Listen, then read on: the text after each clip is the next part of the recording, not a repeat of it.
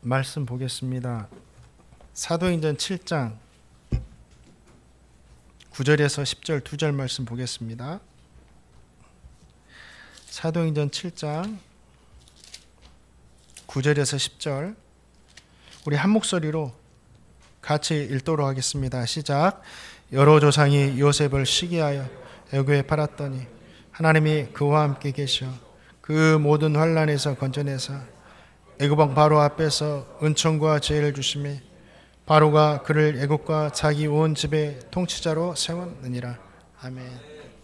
오늘 자녀 축복 주일입니다. 우리 자녀들에게 어떤 말씀 줄까 고민하다가 사도행전 말씀을 계속해서 우리가 읽고 있기 때문에 어떤 말씀인가, 이번에 볼 말씀 어떤 말씀인가 이렇게 봤더니 요셉에 대한 말씀이더라고요. 그래서 요셉에 대한 말씀도 자녀들을 향한 축복의 말씀이기 때문에 이 말씀으로 전해도 되겠다 싶어가지고 말씀을 준비했습니다. 근데 이게 자녀를 향한 말씀뿐만 아니라 우리 성도님들을 향한 말씀이기도 해요. 그래서 이 말씀 가지고 우리 자녀들도 은혜 받으시고 우리 성도님들도 은혜 받으시고 한 주간 동안 이 믿음 가운데 살아가시기를 주님의 이름으로 축원드립니다. 스데반 집사님이 자신을 변론하는 자리에서 아브라함의 이야기를 꺼내고 그 바로 이어서 요셉에 대한 이야기를 꺼냅니다. 요셉은 어린 나이에 형들에게 시기를 받아서 애굽으로 팔려갔지만 하나님께서 그와 함께 하셔서 모든 어려움을 이겨내게 하시고 애굽의 총리가 되게 하셨습니다. 하나님은 총리가 된 요셉을 통해서 아브라함에게 언약하셨던 그 언약을 이루는 일에 쓰임받게 하십니다. 그게 축복이죠. 멋진 자리에 올라서 축복이 아니라 하나님께 쓰임받는 것이 축복입니다. 우리 자녀들에게 하나님께 쓰임받아라. 진짜 하나님께 쓰임받아라. 하나님께 쓰임받는 거는요, 영혼 살리고 하나님께 영광 돌리는 일에 쓰임받는 겁니다. 지금부터 좋은 자리 올라가야 돼. 멋진 사람 돼야 돼. 그 소리도 해야 되겠지만 그것보다 하나님께 쓰임받아야 된다. 하나님께 쓰임받아야 된다. 그 이야기를 많이 들려주시기를 주님의 이름으로 축원드립니다. 우리 해피팀 있는데 우리 하나님께 쓰임받는 우리 친구들 되시기를 주님의 이름으로 축원드립니다. 우리의 자녀들이 요셉과 같이 어떤 상황에서도 하나님과 동행하면서 하나님의 큰 뜻 안에서 쓰임받는 자녀가 되기 위해서 어떻게 해야 될 것인가? 오늘 말씀에 나와 있어요.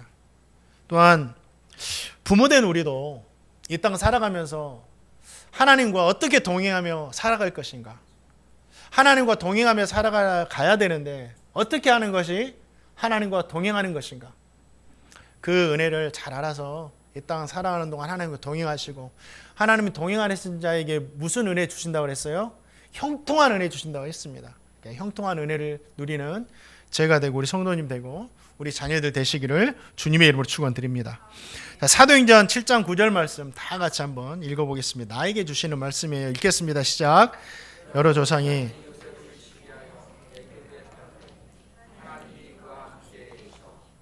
아멘. 말씀해 보니까 여러 조상이 요셉을 시기했다고 해서 시기했다고. 여기서 여러 조상은 요셉의 형들을 말합니다. 왜 요셉의 형들이 요셉을 시기했나? 창세기 37장을 보면 요셉의 아버지가 야곱이죠. 야곱이요, 요셉을 특별하게 사랑합니다. 편애할 정도로 사랑을 해요. 어린 나이에 그 당시 이제 동생이 태어나지 않았기 때문에 요셉이 막내였거든요. 이 막내인 요셉에게 채색 옷을 지어서 입힙니다. 당시에 이 채색 옷을 지어서 입혔다라는 것은 집안의 상속자다 이 뜻이에요. 그래서 집안에 있는 모든 노동에서도 면제가 된다. 형들이 10명이나 있는데 그 형들을 다 뒤로 미루고 막둥이가 상속자가 됐나?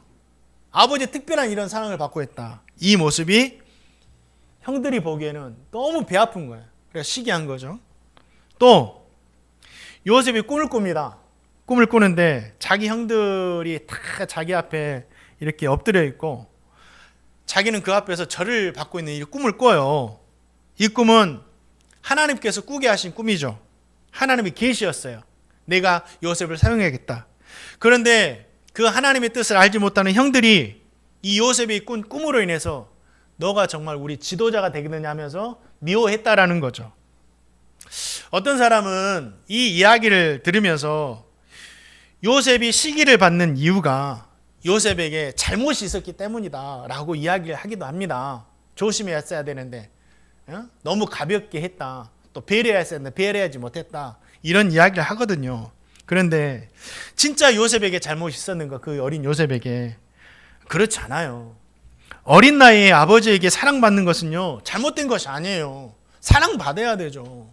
아버지에게 사랑받아야지 날마다 미움만 받으면 좋겠습니까? 자녀들은 아버지에게 사랑받아야 돼요. 잘못된 게 아니에요. 잘못한 것이 있다면 뭐예요? 요셉에게 있는 것이 아니라 편애할 정도로 사랑했던 아버지 야곱에게 있었다라는 거죠. 또 하나님께서 꿈을 주세요. 꿈을 꾸게 하십니다.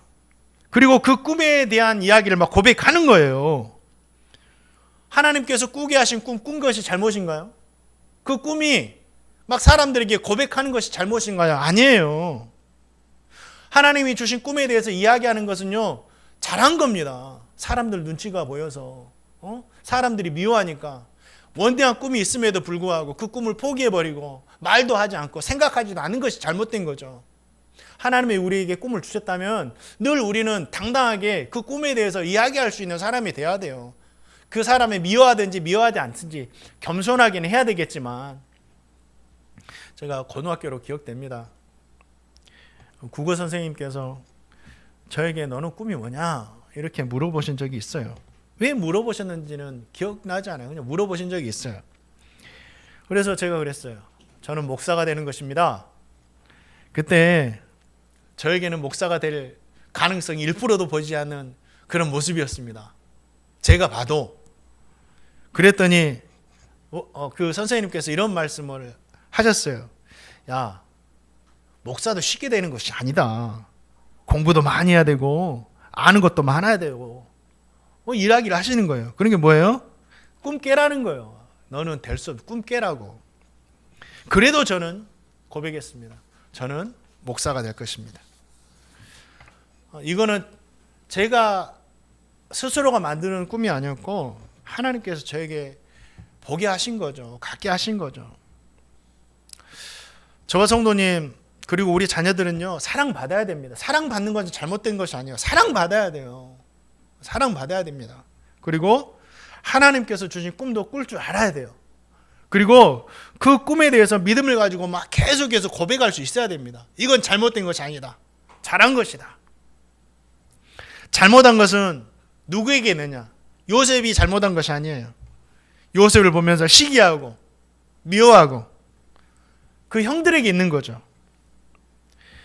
형들은 요셉을 보면서 시기하고 미워하면 안 됩니다. 이 요셉을 보면서 정상적인 사람이라면, 건강한 신앙인이라면 어떻게 해야 될까요? 야, 요셉이 아버지로부터 저렇게 사랑받는데 나도 아버지에게 사랑받아야 되겠다. 요셉이 어떻게 아버지에게 사랑받지? 이런 생각이 건강한 생각이죠. 막 시기하고 질투한다고 내가 뭐 발전되나요? 나도 요셉처럼 하나님께서 주신 멋진 꿈도 한번 꿔봐야 되겠다. 그리고 사람들 앞에 저렇게 멋있게, 내 동생이 얼마나 멋있는데 저렇게 당당하게 좀 이야기할 수 있는 사람이 돼야 되겠다. 이게 건강한 신앙이죠. 이렇게 생각하는 사람이 자신을 변화시켜 갈 수가 있는 겁니다. 그랬다면 요셉의 형들도요, 요셉 못지않게 복되게 쓰임 받았을 거예요. 사랑하는 성도님들, 저와 성도님은 누군가의 잘 되는 모습 볼 때, 누군가 사랑받는 모습 보고, 누군가 일이 막 복을 받는 모습 볼 때 그 모습을 보고 시기하고 질투할 것이 아니라 도전받고, 야, 나도 진짜 저 사람처럼 하나님의 은혜 좀 받아봤으면 좋겠다. 복된 사람이 되었으면 좋겠다 하고 생각하실 수 있는 그런 건강한 신앙으로 자라가시기를 주님의 이름으로 축원드립니다. 구원은요, 우리가 예수 믿는 구원은 믿음으로 받습니다. 우리 행함으로 절대 받을 수가 없어요. 단 0.1%도 우리 행하면은요, 우리를 구원받을 만한 능력이 없는 거예요. 그래서 그걸 아시고 하나님께서 절대적인 은혜로 우리에게 구원을 주시는 겁니다. 예수 믿기만 하면. 그런데 이 구원과 우리가 받는 축복과는요, 우리가 달리 생각해야 돼요. 하나님의 은혜는요, 받을 만한 자가 받는 겁니다. 하나님께서 뭐라 그랬어요? 잠언 말씀에 나를 사랑하는 자들이 나의 사랑을 잊는다라고 그랬어요. 구원은 하나님 은혜 주시지만 하나님께 은혜 받는 것, 하나님 사랑 받는 것은요, 나를 사랑하는 자들이 받는 거예요. 나를 존중히 여기는 자들이 존중을 받는 겁니다. 그래서 사랑받는 사람에게는요, 사랑받을 만한 모습이 있는 거예요. 그렇기 때문에 저와 성도님 모두가 사랑받고 있는 사람들을 볼 때, 야, 나도 하나님께 한번 저렇게 사랑받아봐야 되겠다, 이렇게 생각하시면서 나를 좀 변화시켜 가시는 제가 되고 우리 성도님 되시기를 주님의 이름으로 축원드립니다. 그리고 요셉은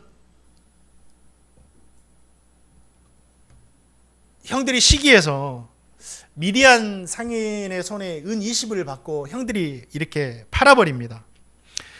그게 이제 9절 말씀에 나온 한 단어, 애굽에 팔았다, 이 말씀이 기록되죠. 애굽에 팔았다. 이 말씀에는요, 간단하게 이렇게 기록되어 있는데 창세기에 보니까 한 13년의 시간을 이 간단한 말로 표현해 놓은 거예요.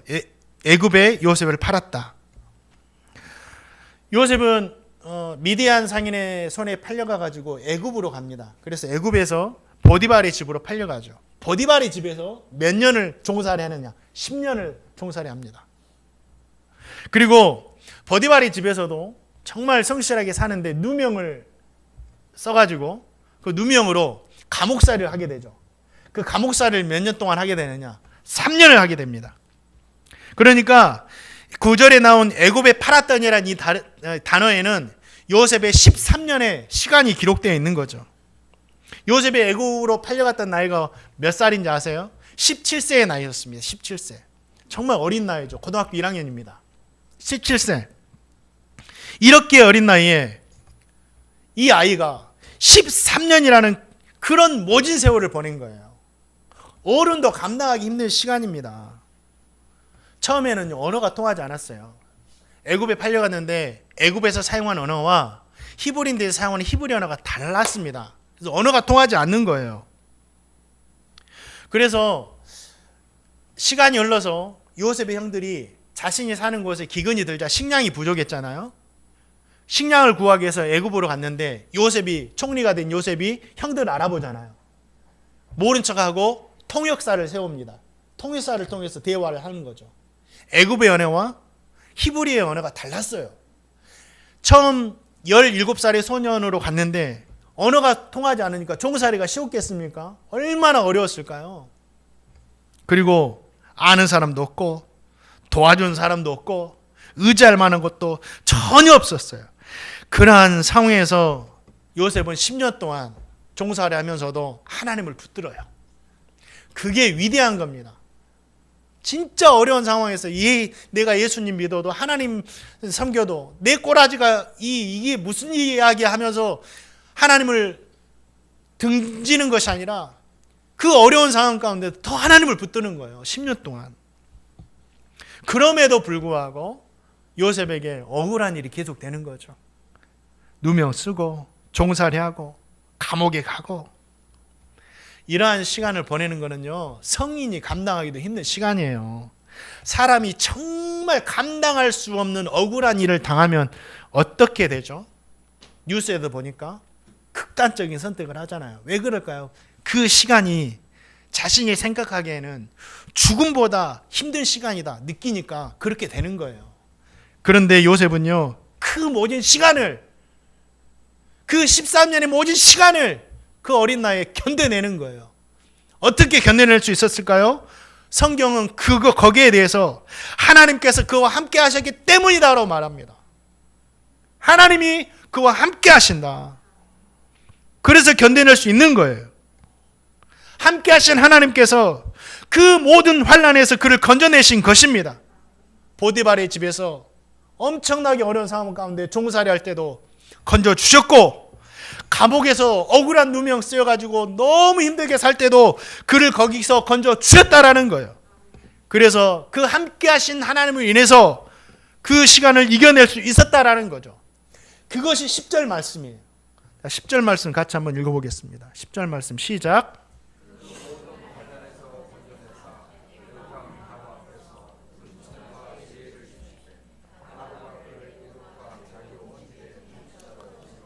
아멘.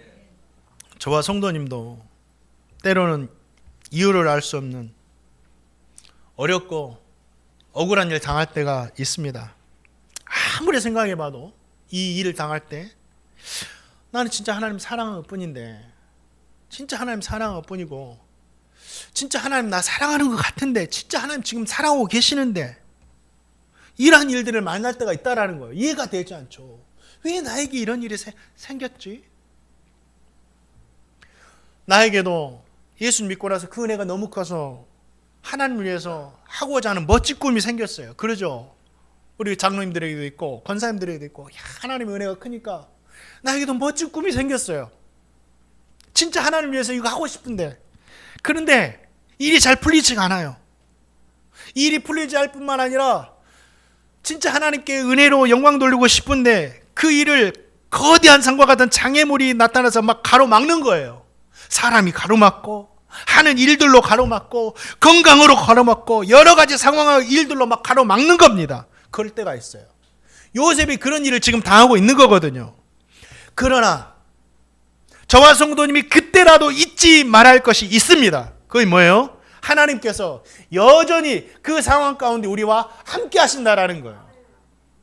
우리가 어렵다고 하나님 떠나신 것이 아닙니다. 사랑 성도님들, 아무리 힘들어도 우리는 절대, 성도는, 예수 믿는 성도는 절대 혼자가 아니라는 거예요.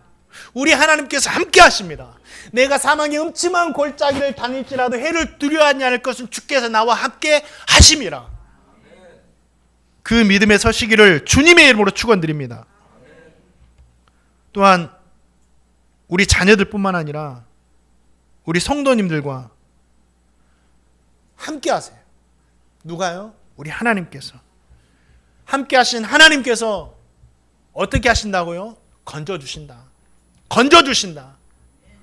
이 믿음에 서시기를 주님의 이름으로 축원드립니다. 하나님께서 요셉을 그 모든 환난 가운데 건져주셔서 애굽의 총리로 삼으십니다. 애굽의 총리는 애굽의 2인자예요. 바로가 요셉을 애굽의 총리로 삼으면서 뭐라고 해요? 내가 너보다 나은 것은 내 보좌뿐이다, 이 고백을 해요. 그러니까 지금부터 이 애굽이라는 거대 제국의 실권은 너에게 있다. 나는 그냥 자리만 지킬 거야. 이 고백을 하는 거예요. 요셉이 그 모진 시간을 지내고 총리의 자리에 올랐어요. 복 받은 거죠. 우린 여기까지만 생각을 해요. 야, 우리 자녀들이 이렇게 복 받았으면 좋겠다. 그러나 진짜 요셉이 복 받은 것은 총리가 된 사실이기도 하지만 더 큰 은혜가 있어요. 더 크게 복을 받는 것이 있어요. 그게 뭐죠? 총리가 돼서 누구를 위해서 쓰임 받았느냐? 애굽 사람들을 위해서 쓰임 받은 것 같아요? 이스라엘 백성들을 위해서 쓰임 받은 것 같아요? 아닙니다. 이 총리의 자리로 하나님의 뜻을 이루는 데 쓰임을 받아요. 아브라함이 약속하셨잖아요. 이 가나안 땅을 너에게 주겠다. 그러나 당장 주는 것이 아니라 너희 민족이 400년, 너희 후손들이 400년 동안 애굽에서 종살이 한 후에 그 후에 주겠다 하시잖아요. 그 일을 이루시기 위해서 총리라는 자료로 쓰임을 받는 겁니다. 그래서 제가 말씀 증거하기 전에 이야기를 했잖아요. 어떤 자리가 사람이 되어라, 어떤 사람이 되어라 보다 하나님의 뜻을 위해서 쓰임 받아라. 하나님께 쓰임 받는 자가 되어라. 이것이 진짜 축복입니다. 사랑하는 성도님들, 우리 자녀들이 진짜 하나님의 뜻을 이루는 일에 귀하게 쓰임 받는 자녀들 되시기를 축원드리고 지금부터 그렇게 기도하시기 바랍니다. 기도하세요. 하나님, 저는 우리 하연이가, 첫째 애가 자기는 선생님이 되고 싶대요. 선생님 되고 싶대요. 아, 그래, 좋은 거다. 그 너무너무 좋은 거다. 하나님 위해서 쓰임 받아라. 선생님을 통해서 하나님 위해서 쓰임 받아라. 너무 좋은 거다. 또 나중에 되면 또 꿈이 바뀔 수 있겠지만, 사랑하는 성도, 무엇이 되었든지 우리 자녀들이 하나님을 위해서 쓰임받는 자녀들 되시기를 주님의 이름으로 축원드리고, 지금부터 그걸 위해 기도하세요. 하나님 인도하실 겁니다. 또 그런데 아무나 하나님께 쓰임받는 것이 아니에요. 막 기도만 한다고 쓰임받는 것이 절대 아닙니다. 구원은 예수 믿으면 받지만 하나님이 쓰시는 사람에게는 그 이유가 있다라는 거예요. 그러면 어떤 사람이 하나님께 쓰임을 받느냐, 이걸 알아야 돼요. 그래서 우리 자녀들을 가르쳐야 됩니다. 우리 자녀들이 이렇게 살아야 되고, 우리 성도님들도 하나님께 쓰임받고 싶으십니까? 그럼 이런 사람이 되는 거예요. 자, 사무엘상 2장 30절 말씀 한번 읽어보겠습니다. 사무엘상 2장 30절 시작. 나를 존중히 여긴 자를 내가 존중히 여기고 나를 멸시하는 자를 내가 경멸하리라. 하나님이 요셉과 함께 하셨잖아요. 이 말씀을 비춰본다면 요셉도 하나님과 함께 한 거예요. 하나님만 함께 하시는 것이 아니에요. 요셉도 하나님과 함께 하셨기 때문에 그를 쓰신 거예요. 하나님과 함께 하는 사람이 되어야 됩니다. 하나님도 나와 함께 하시지만 나와 함께 하시는 하나님과 네가 함께 해야 돼요. 하나님은 그런 사람을 쓰세요. 그러면 하나님과 함께 한다는 게 뭐냐?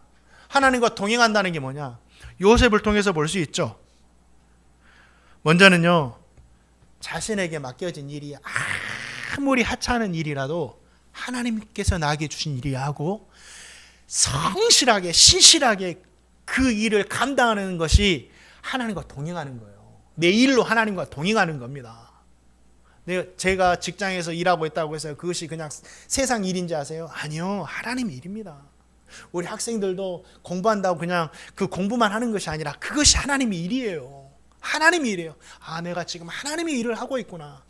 그렇게 생각하는 자와 그렇게 생각하지 않는 사람의 삶의 태도가 방향이 달라지는 겁니다. 지금 하나님 일을 하고 있는 거예요. 목사로서 말씀 전하는 것만이 하나님의 일을 하는 것이 아니라 성도로서 세상에 나가서 나에게 직업으로 부르신 그 하나님, 그 직업을 통해서 하나님의 일을 하는 것이 하나님의 일을 하는 겁니다. 요셉은 보디발의 집에서 종살이 할 때 어려웠죠. 언어가 안 통했고 낯선 문화였고 낯선 땅이었고 낯선 사람들이었고 구박도 많이 받았고 멸시도 받았을 겁니다. 그러나 요셉은 그 속에서도 좌절하지 않았어요. 하나님이 나와 함께 하신다 믿고 어떤 일이라도 성실하게 감당합니다. 그러니까 어떤 현상이 일어나요? 보디발이 보면서 야, 요셉과 하나님이 함께 하시는구나. 야, 요셉과 함께 하시는 하나님께서 요셉을 통해서 우리 집안을 형통하게 하시는구나. 이렇게 되었다라는 거예요.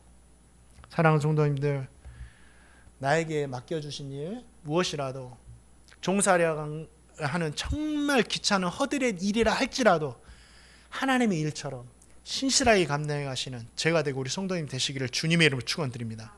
그 사람은 하나님 동행하는 사람이에요.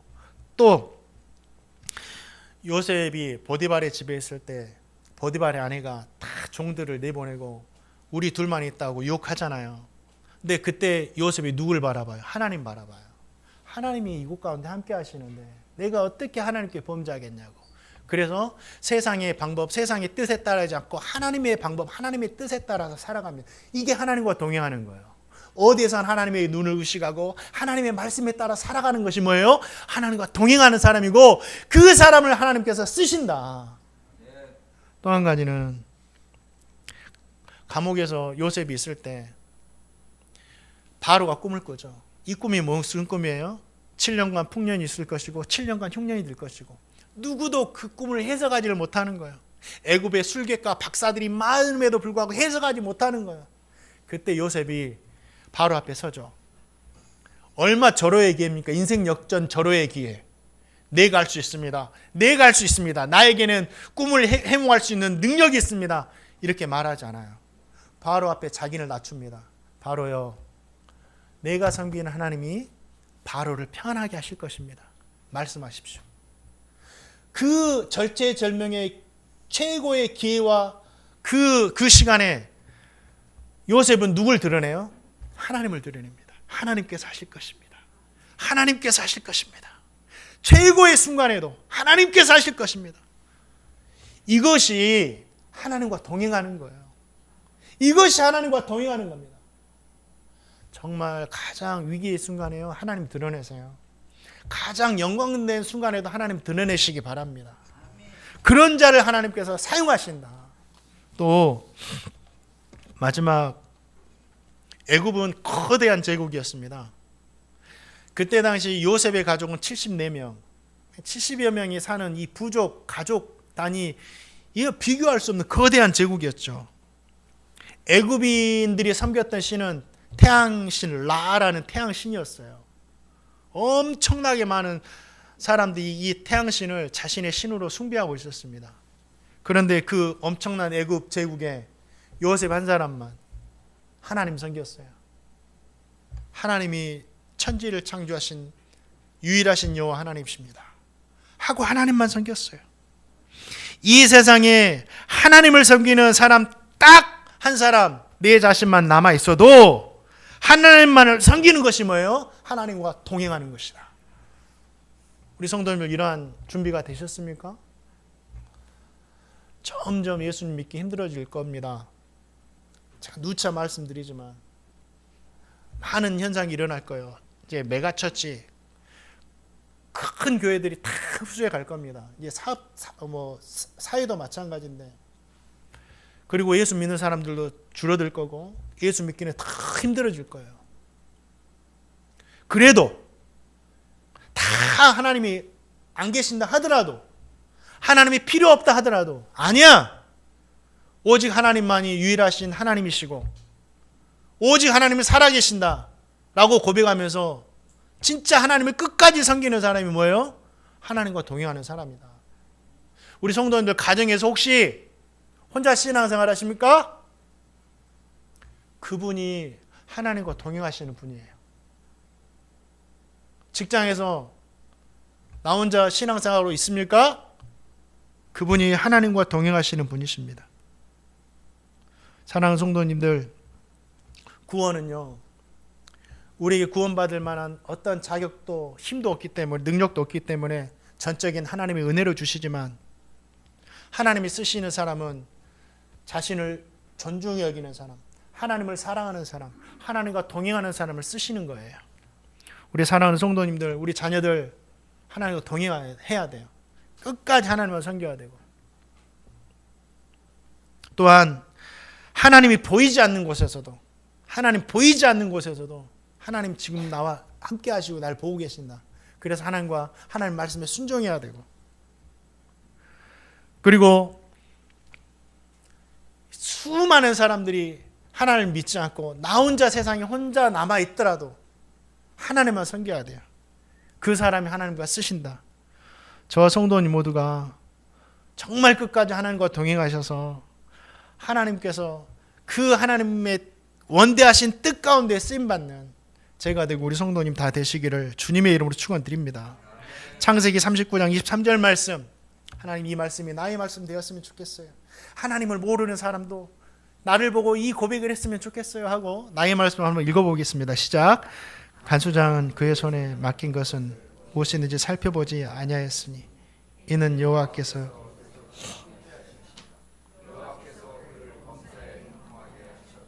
아멘.